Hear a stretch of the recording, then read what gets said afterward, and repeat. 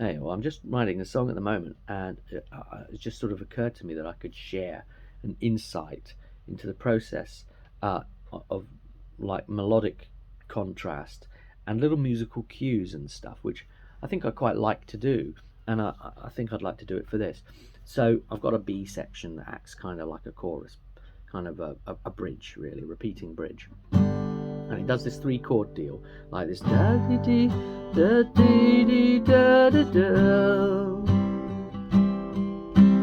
da da da da da da da, something like that. It's, it's work in progress. So you see it goes into a fourth chord on the second time round, and it does something melodically different as well. That's a whole different conversation about contrast there. That's just an instinctive thing that I do.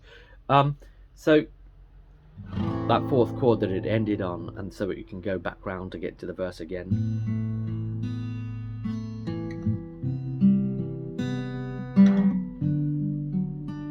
And then the D add 11. Anyway, for the verse again. So it's very, very short bridge, short B section, it just does that, what you just heard.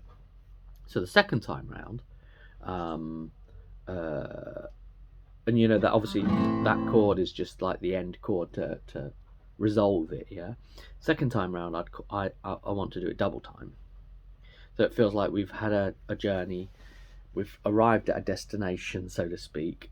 Even though it'll only be a short song, and it will be a bit different when you're there. So it's double time. So there's the kind of considerations you can make when to do like a double time sort of thing, and to give you that feeling. However, if we do it double time and then just use, we've got that fourth chord, remember, right? So we've got three chords, da da da da da, 1 2 3, da da da da da da da da da, and then the fourth chord, which bridges usually. And if we just go back around again, that's fine, and it should work just fine. Da da da da da da da da da da, and that's all fine and lovely. However, I kind of like the idea of inserting a musical cue in there. So rather than using that A minor, I kind of like the thought of using an F major instead, and then the fourth chord the second time round just goes to the A minor as regular. Because what the F major would do is it would give it a musical cue, a nudge to the listener, because they'll be thinking like, oh, something different's happening. I've just heard like a different kind of energy, and that will support what they are then hearing, because they're hearing that B section twice, a second time, you see. So that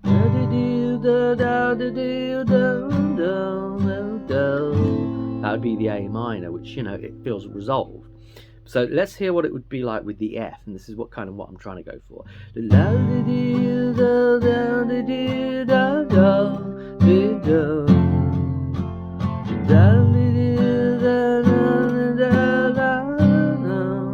So it's cued you up that something different's happening. It's like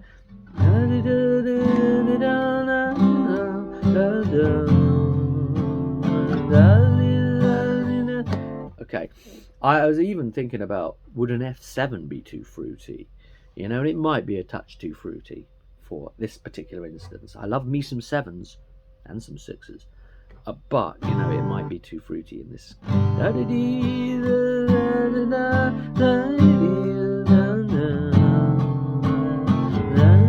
I think it might be too out there in this case, the F7, even though it's a bit subtler because it's a reductionist F7 rather than actually an additive.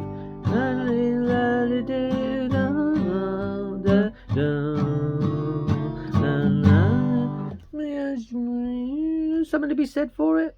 The additive one, actually, unexpectedly live reaction. We'll see what it ends up. I think it might just be safer to the full F. I kind of like the fact that it's very plain.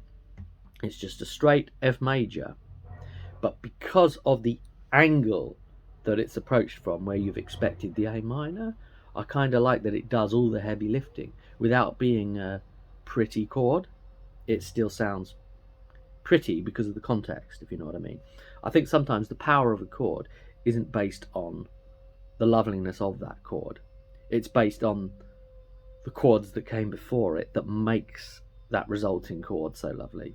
So when someone says to me, like, what's your favourite chord?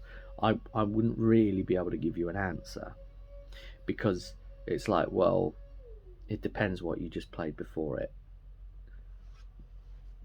Anyway, that's songwriting considerations. See you at the next one.